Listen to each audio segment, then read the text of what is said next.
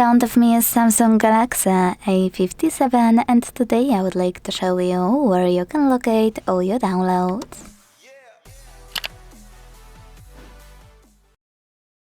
First of all, you need to find an app called My Files that's already on your device and click on it.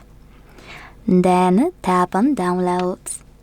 Now, if you want to see all of your downloaded files from all of your categories, tap on All at the top left corner.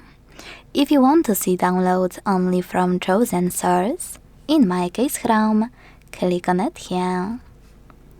Either way, to open any of your downloaded files, just tap on it and select one of those apps. Then decide if you want to open this file format in this app always or just once.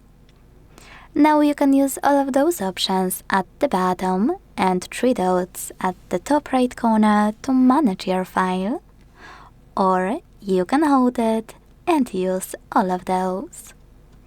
Thanks so much for watching. If you enjoyed this video, leave a like, comment and subscribe.